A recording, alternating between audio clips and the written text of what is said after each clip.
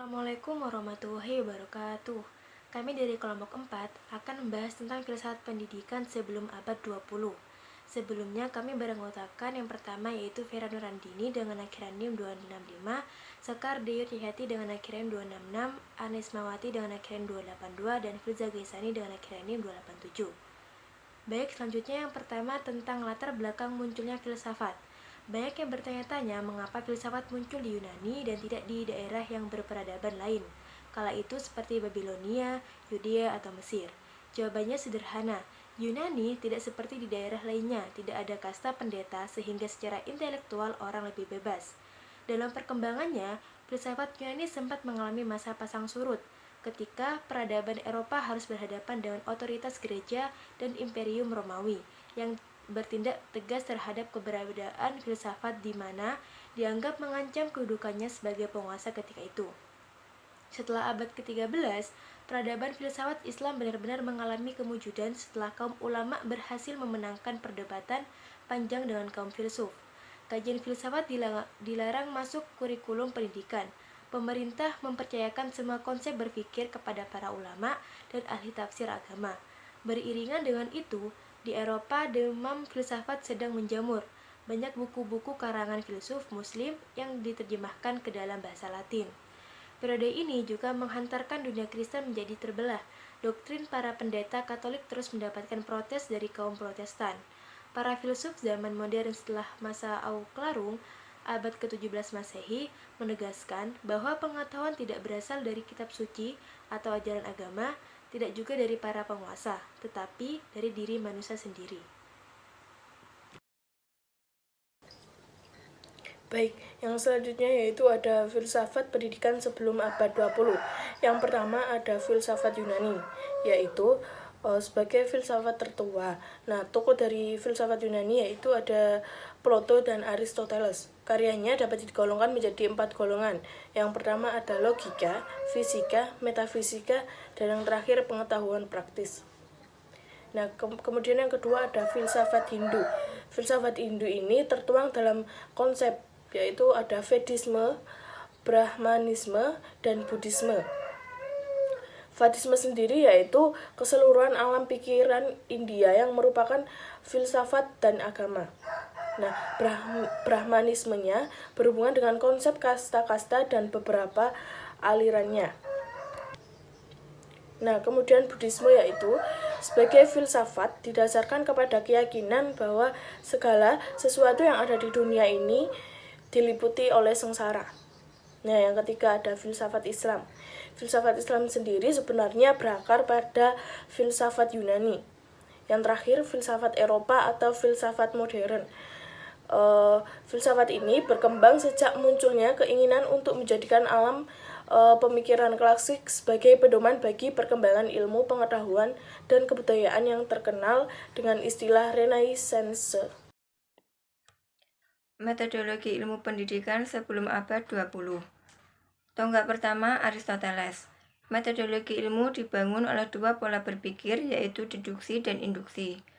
Deduksi adalah pola berpikir yang bertolak dari umum ke yang khusus. Pola berpikir ini menggunakan psikologisme yang terdiri atas terma mayor, terma minor, dan simpulan. Induksi adalah pola berpikir kebalikan dari deduksi. Sehubungan dengan kedua pola itu, Aristoteles berkeyakinan bahwa hal yang khusus adalah sebuah kesatuan dari materi dan bentuk-bentuk. Melalui induksi, generalisasi tentang bentuk ditarik dari pengalaman keinderaan. Pada tahap kedua, dalam penelitian ilmiah, kesimpulan-kesimpulan umum yang ditarik melalui induksi dipergunakan sebagai premis-premis untuk deduksi dari pernyataan tentang observasi yang pertama. Tonggak kedua, Francis Bacon. Tonggak kedua, perkembangan metodologi ilmu dicetuskan oleh Francis Bacon pada tahun 1561 sampai 1626. Francis berkeinginan untuk membangun kembali ilmu yang baru dan menentang konsep-konsep ilmu dari Aristoteles. Menurut Francis, jiwa rasional mempunyai 3 macam daya. Yang pertama daya ingatan, yang kedua daya imajinasi, dan yang terakhir daya pikiran. Daya ingatan menciptakan sejarah, daya imajinasi menciptakan puisi, dan daya pikiran menghasilkan filsafat. Filsafat itu terdiri atas 3 bagian. Yang pertama, filsafat tentang Tuhan atau teologi alam atau rasional. Yang kedua, filsafat tentang alam. Dan yang ketiga, filsafat tentang manusia. Tonggak ketiga, perkembangan abad ke-19. Nama tokoh yang perlu disebut dalam perkembangan tonggak ketiga ini adalah 1. John Stuart Mill pada tahun 1806 sampai 1873. Yang kedua, Philip Frank pada tahun 1884 sampai 1966. Yang ketiga, Ernest Mach pada tahun 1838 sampai 1916. Dan yang keempat, Henry Poincaré pada tahun 1854 sampai 1912. Sebagai tokoh yang pertama pada masa tonggak ketiga ini, Jones berusaha merumuskan teknik-teknik induktif untuk menilai hubungan antara kesimpulan dengan evidensi atau hal-hal yang menjadi sumbernya.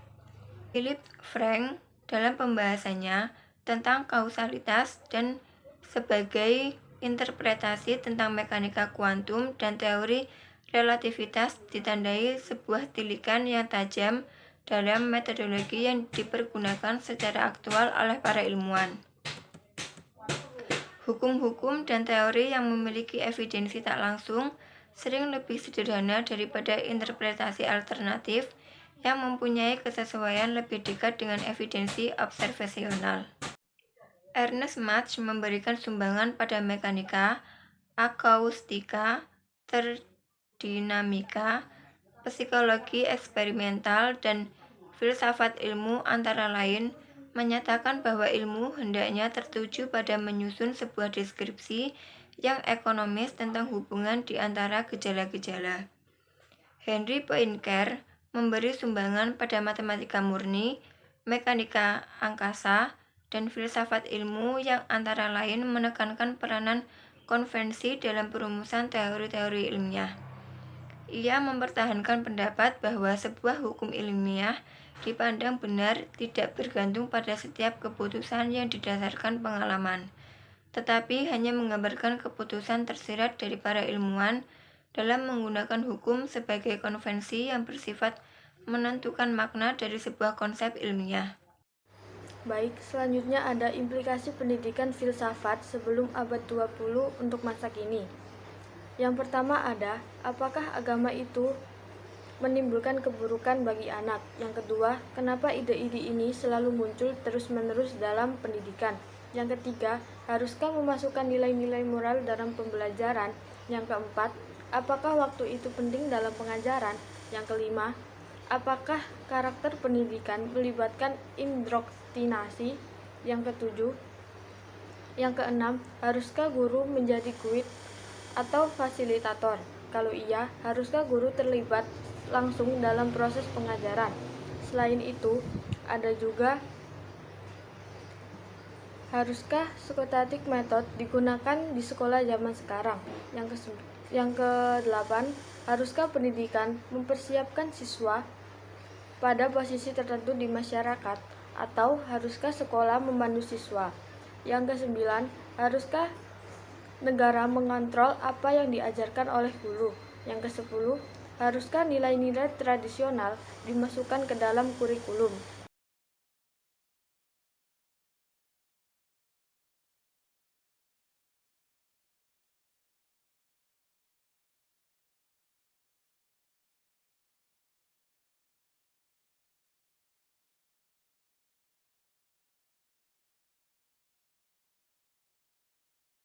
Yang ke-11, apakah kurikulum Plato sesuai dengan kebutuhan siswa sekarang? Yang ke-12, haruskah sekolah mengembangkan karakter siswa?